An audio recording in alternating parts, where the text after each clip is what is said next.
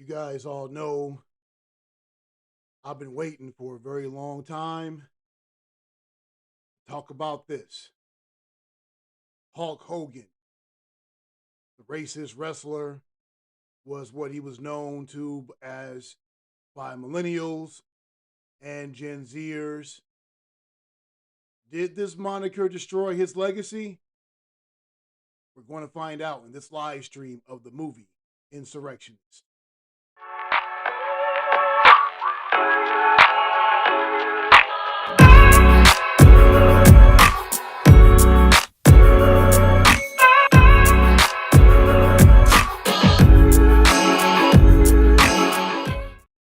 Welcome to the movie Insurrectionist. I am your host, Rashad, and welcome to this week's live stream.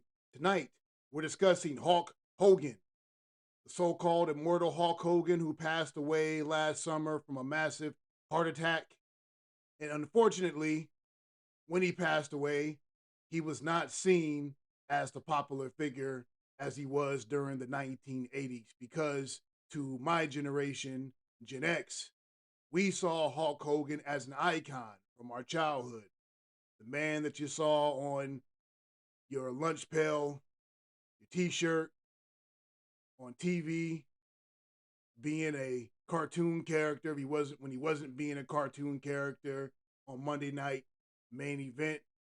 But to the younger generation, they saw him as Hulk Hogan, the controversial racist wrestler who sold out his own brothers in the wrestling industry so he can go ahead and make some money for himself.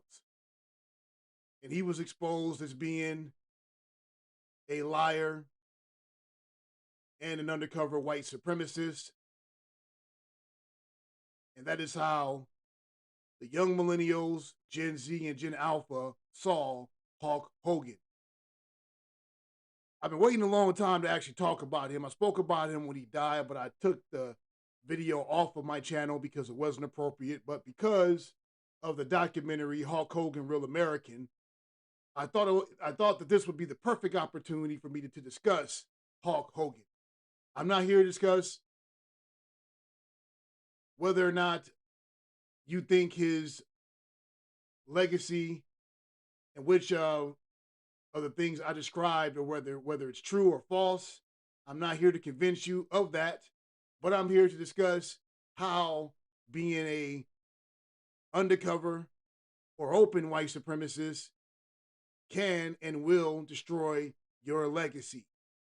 So let me present my live stream today, and I titled it as The Story of How Black Folks, particularly FBA Black folks, killed Hulkamania. So the Netflix documentary, the Netflix documentary Hulk Hogan, Real American is a 4-part miniseries that delves into the life of Hulk Hogan, also known as Terry Bollea. For the most part, this was a pretty generic miniseries documentary. It didn't tell me anything about Hulk Hogan that I didn't already know, except that Kevin Nash and Triple H didn't really like Hulk Hogan very much. That was my impression of what I saw in the documentary when they spoke about him. And I encourage you to check it out.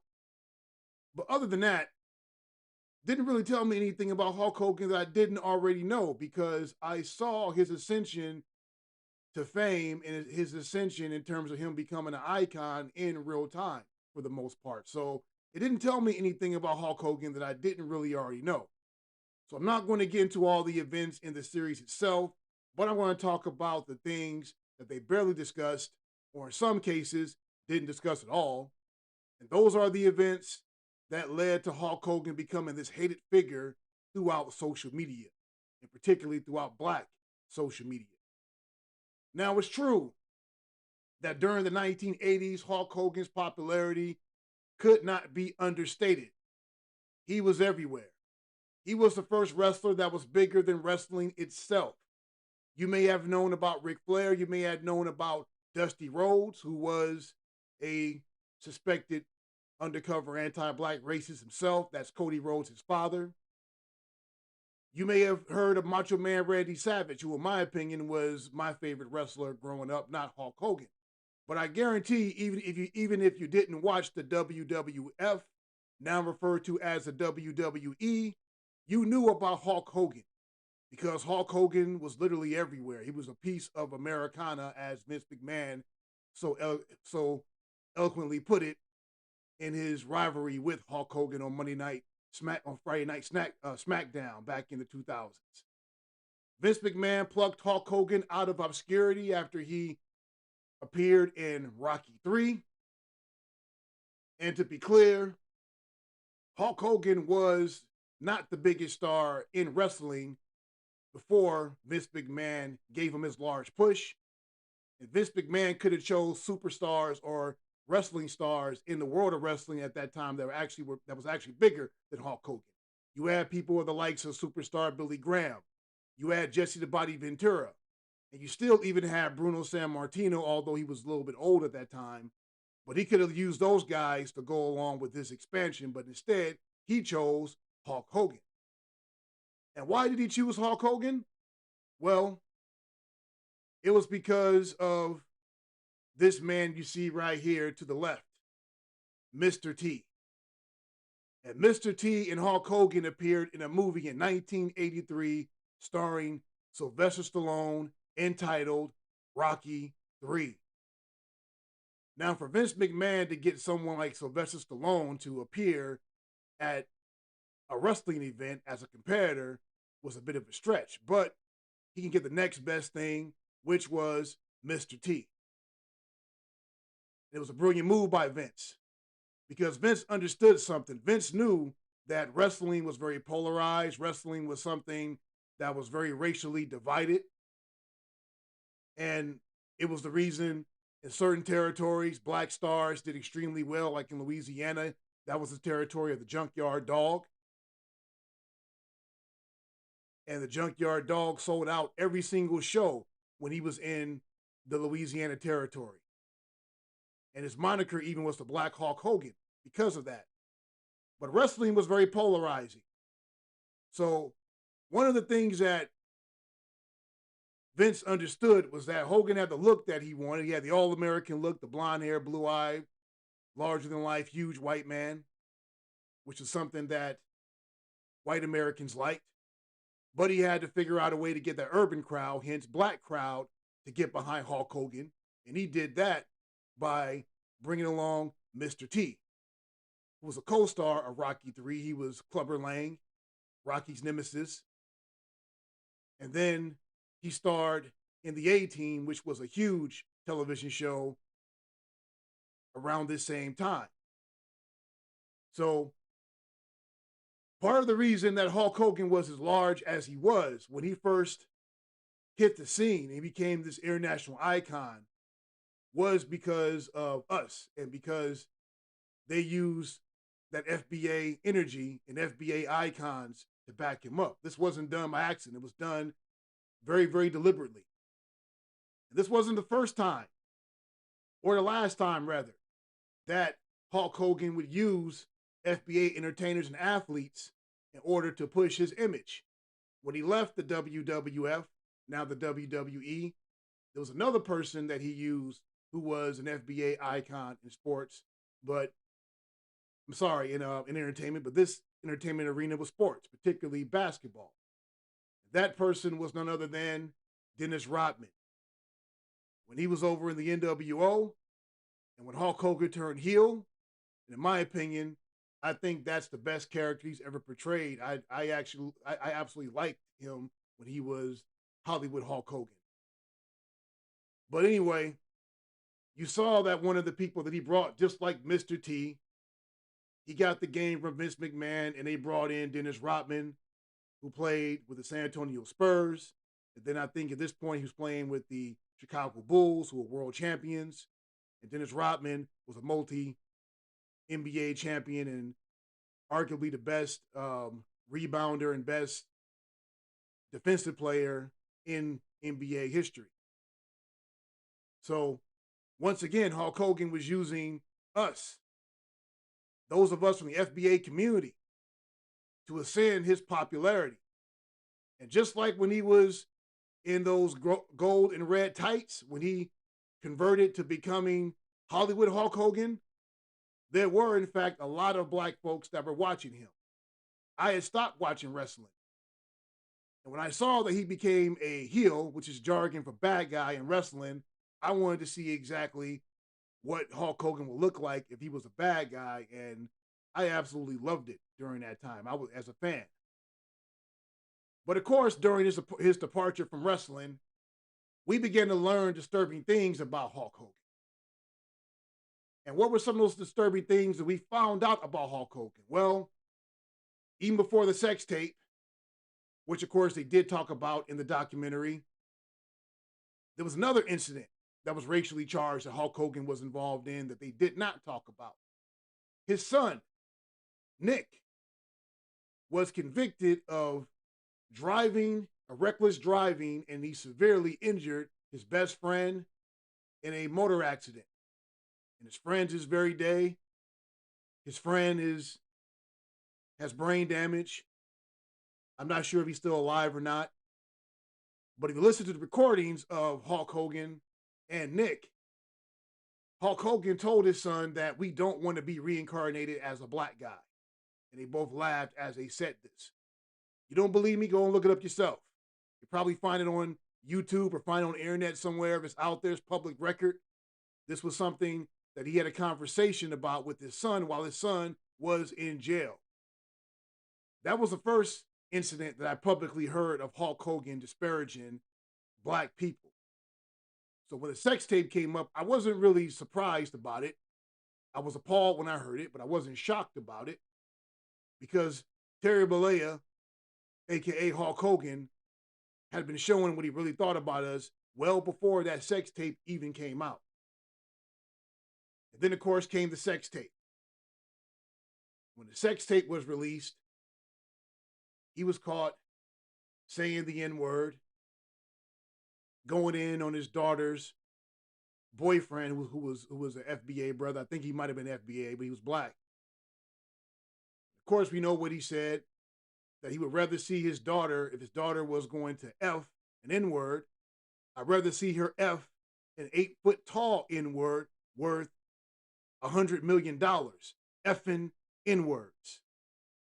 And I put that in emphasis so you'll have an idea of what it is that he actually said. And I'm not paraphrasing, he actually said this.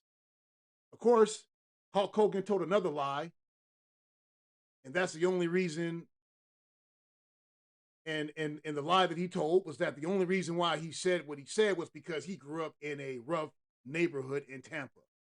And you know, when people say a rough neighborhood, it's always a euphemism for a predominantly black neighborhood, the ghetto, the hood. This is what Hulk Hogan basically said. But, and I want to give a shout out to my brother, Dedrick Davis, over at New Wrestling World Order, because he did a brilliant video around the time Hulk Hogan passed away where he exposed this. And he showed that Hulk Hogan, indeed, like everything else that he's talked about in his life, including his documentary when he said that he got Arsenio Hall the job over at the Arsenio Hall show with a bunch of crap. He lied about his background growing up in an urban or black community. Because if you look at any of the pictures of Hulk Hogan from when he was a kid growing up in Tampa, every single person in those books from the time he was in elementary school, middle school to high school were all white. And there's a reason for that, because Tampa during the 50s and the 60s was segregated. So he couldn't have grown up with a bunch of black people. Hulk Hogan was just saying that. And once again, he used us, FBA black folks, as a scapegoat to excuse his bigotry. Then, of course, there was the lie about the beautiful sister that was the brand ambassador for All American Beer. That was Hulk Hogan's company. He lied to this young black woman by telling her that they weren't going to continue their promotional tour and her services were no longer needed. And after she was released, Hulk Hogan hired a trio of white women to replace her, and they continued on with this tour within Florida. Typical Hulk Hogan. And of course, we all know about his unapologetic defense and promotion of Donald Trump. So, with all these things that he's done to offend the FBA community, it's no surprise that January of 2025, in my hometown of Los Angeles, California, a crowd booed his ass out of the building because we didn't see him as the wrestler from the 80s. We didn't have nostalgia for him. We just want him to go away because we're disgusted by his behavior and disgusted by his reprehensible acts, his reprehensible words, and how he refuses to have any kind of respect and apology to the community that helped to build him. Mr. T came from our community. Dennis Rodman also comes from our community. And your ascension to fame, Hulk Hogan, was because of the efforts of FBA people. And we had to remind them of that. So if you're not going to respect us, we're not going to respect you. And when he came to Los Angeles with Jimmy Hart holding that American flag, and he expected to get this ovation at this very city where Hulkamania all started, you saw us as FBA people. And one of the folks leading the charge, and shout out to him, my good brother O'Shea Jackson Jr., Ice Cube's baby boy. He led the charge to let everybody know that Hulk Hogan is going to get this work when he comes to Los Angeles, and that's exactly what happened. And that is today that Hulkamania died. The irony.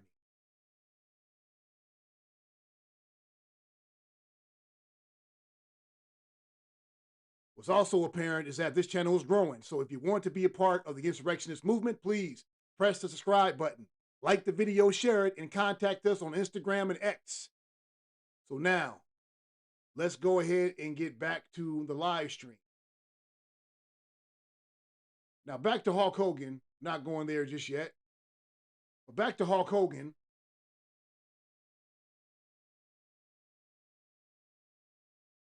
Now, Hulk Hogan was someone that many FBA children, including myself, respected and looked up to during the 1980s.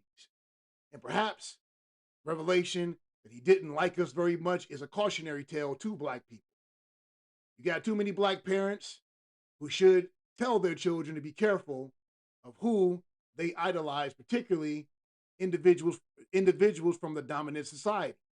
You may be idolizing someone that despises you, that hates you, that looks at your people a certain way. And we found out the hard way that Hulk Hogan was, in fact, one of these people. Because when you don't respect your fans, and furthermore, you don't respect the segment of your fans that rose you to prominence, and you continuously disrespect them over and over and over again, because let's be clear, after the whole tape incident, Hulk Hogan never made amends with us. He never made things right with us. He didn't pay a bigot tax to atone for his sins. He doubled down on his racism. And he kept on doing it. He had the audacity to go into a locker room full of black men. And instead of saying to them, I'm sorry if my words offended you, I apologize, his comments were, you have to watch the microphones when they're around because you never know who's listening to you. He's only sorry he got caught, not because he actually said what he said. This is what's the kind of person that Hulk Hogan was. And because of that, when he died, unfortunately, instead of him receiving respect from a community, he was sent off with taunts from us. And this was a very sad and unfortunate end. But I do think that it's a cautionary tale. The story of how Hulk Hogan killed Hulk, the story of how black folks killed Hulkamania, I believe is a cautionary tale. It's a cautionary tale to all the other wrestlers in an industry that has a very long and well-documented history of being very racist towards FBA people. What will be the consequence if you offend us? Ric Flair, you've never been caught on tape, but the stories are out there about the racist stuff that you have said over the years. Dusty Rhodes, those stories are out there as well as Stone Cold Steve Austin. There's stories about him and the things that he has actually said throughout the years. So I would say the best thing for you is to get ahead of it before it gets out to the public. And if you know that you've done some questionable things to offend our community, you best get it right. Because what happened to Hulk Hogan, it definitely and most definitely will happen to you. I want to show you one more thing before I take off. This is who a lot of people say who Hulk Hogan got his finishing move from. You be a judge for yourself. I'll play Hulk Hogan's finishing move, and then I'll play this finishing move, and you make an assessment if Hulk Hogan actually took this from this brother here. This brother by the name is Ernie Ladd. People say that he's the one that Hulk Hogan stole his finishing move. Yeah, give me a second.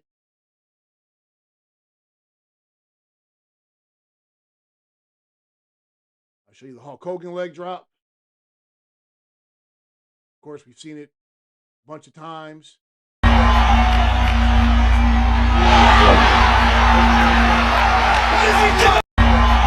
That's just one of them. Let me see if I can find another. Here's the other one. Hulk Hogan, he drops a big leg on him. He's down for the cover. I don't believe it. That's the Hulk Hogan leg drop. Now let's watch Ernie Ladd's leg drop. Same sequence as Hulk Hogan. The big boot. Watch. The big boot. He bounced off the ropes. Leg drop. Go for the count. 1, 2, 3. Ernie Ladd. Many of you guys never heard of Ernie Ladd before, but he was a wrestler back in the 70s. Before many of our times, but many people suspect this is who Hulk Hogan got his finishing move from because his finishing move is very similar to Ernie Ladd's. Be a judge yourself. So, I think I'm going to go ahead and finish off this broadcast. I wanted to get some people to call in, but I think I'm not going to do that this time out. So, in conclusion, or in closure, this includes the live stream of the movie Insurrectionist. If you enjoy our content, please press the subscribe button, like the video, share it, and follow us on Instagram, TikTok, and X. And remember, theatrical release will never be televised.